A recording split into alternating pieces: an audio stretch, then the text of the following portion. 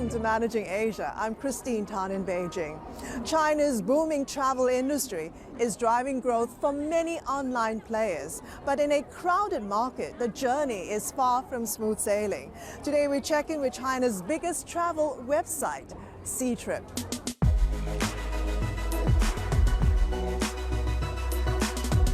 China's tourism revenue reached over $550 billion in 2014. China's travel industry still have a long way to grow. Domestic travelers alone made up over 3 billion trips. The per capita consumption of travel is only 1/10 of that of US. So it may grow 5 times in the next 10 or 20 years.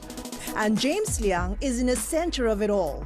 The boss of Ctrip already has a big foot through the door, running the largest online travel firm in the country, with an aggressive roadmap ahead. Ctrips currently only have 5% of the total market share, even though it's already the largest online travel agency. So Ctrips is a long way to go. When Ctrips really becoming a mature company, it's going to be like 20% of the market share of this much bigger market.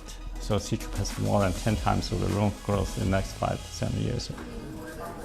He's based out of Shanghai, but we managed to catch him in Beijing at one of his 20 offices scattered all over China.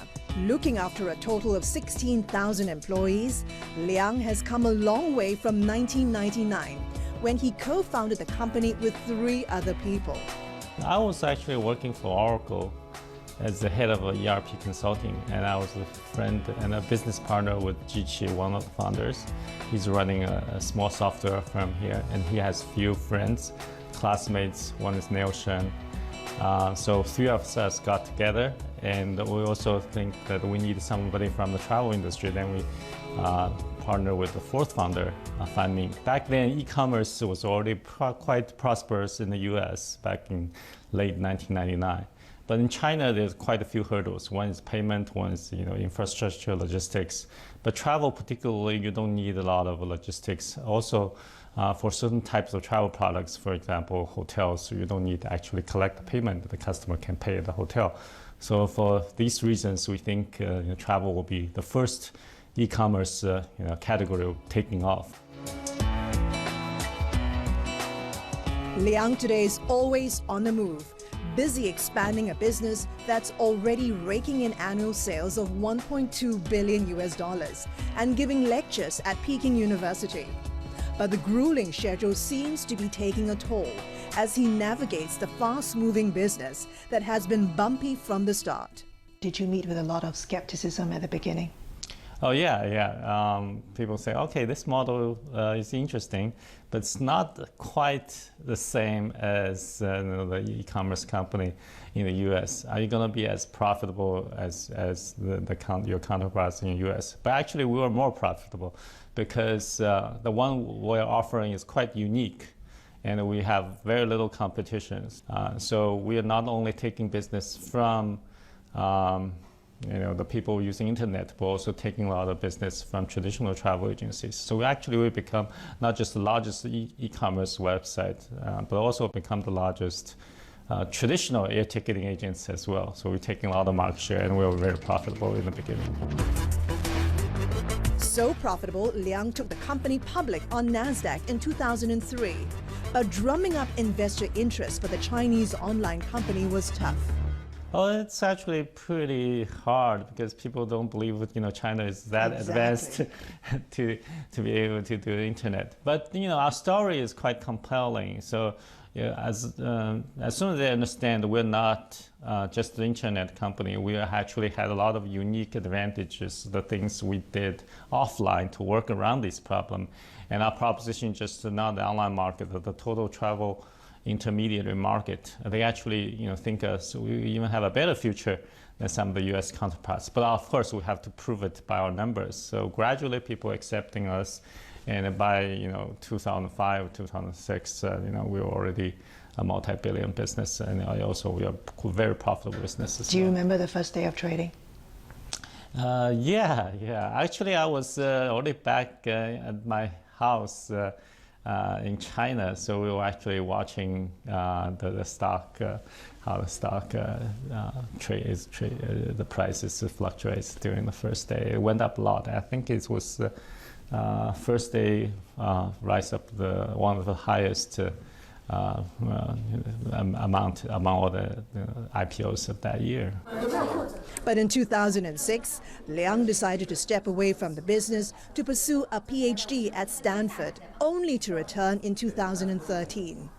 Why? What happened? Did the company lose its way? Well, why did I leave? Well, in 2006, 2007, I was like 36, 37. I was thinking, Ctrip is already in a very dominant position. We don't see us having a major competitors coming up in the horizon. So I was thinking maybe I should look for some new challenges, maybe getting an advanced degree. You were bored. Yeah, you can say that. So I decided to do a PhD at Columbus, Stanford. But when I graduated in 2011, I also spent 2 years, did some research, and I was one of the criticizers, first criticizing the one-child policy. I did some research on that. I thought it was an important undertaking as well. But in 2013, when the mobile revolution came, so Ctrip has a lot of new opportunities, but also has a lot of challenges. The new competitors on the mobile front is very aggressive. Some of them have, better products on the mobile, and they are taking some market shares. So at that point, I think it's a lot of opportunities, a lot of new challenges, and it's a good time for me to come back and to reposition the Ctrip and to make sure Ctrip is continue to dominate in this new mobile Was it your front. decision to come back, or was it the board's decision? I think it's a mutual decision. It's first, I'm willing to give up my academic career to come back, and the board think it's a good timing that for me to take the company to the new level. Liang took Ctrip on an aggressive path to ride on China's surging outbound traffic. It bought a majority stake in UK distribution firm Travel Fusion, forged a partnership with Royal Caribbean Cruises, and sold a 9% stake worth over $1 billion to Priceline, the world's biggest online travel group, giving Ctrip access to an extensive inventory of accommodations. The partnership with Priceline really going to help us to strengthening our product offering around the world. As you know, Priceline being the biggest hotel travel agency around the world, and they have hundreds of thousands of hotels around the world. So they gave it, by working with them, they gave us, our customers, a whole selection of new hotels. Travel Fusion was the leading distributor for low-cost airfares around the world.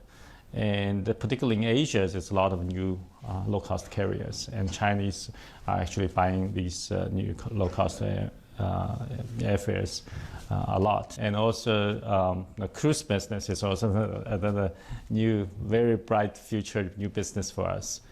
Chinese cruise, every year is only a few million people tried on cruise. That's compared to how many people try this in the US. It's really very just the beginning. So by partnering with Royal Caribbean, I think we'll be a major player in that space. What's next?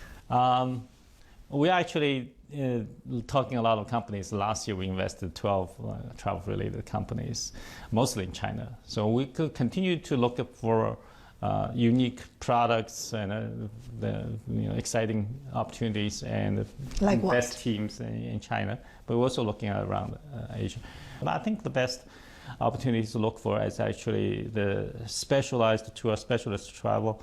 For example, the tours specific tailored to kids. We're looking at some Chinese taking their kids around the world to look for schools, to do all kinds of activities. I'm just give an example, and maybe there are specialized trips, tours for older people, as Chinese getting wealthier and elder. So they may need different types of tours. So things like that. I think even though you think that's a pretty small niche, but given China's size, each small niche could be quite big. Do you hope to make these alliances, these acquisitions this year? Yeah. We're looking. I'm sure there will be some opportunity this year, but I think this is ongoing. Because China, the travel industry is growing 20%. The outbound travel is growing for 30-40%. So they will going to be opening up a lot of new opportunities. I think for not just this year, but for years to come. Stay with us. We'll have more from Ctrip's James Liang. On the lower end, I think it's still going to be very competitive. I think that's why most of our competitors will not be able to make money. We'll be right back.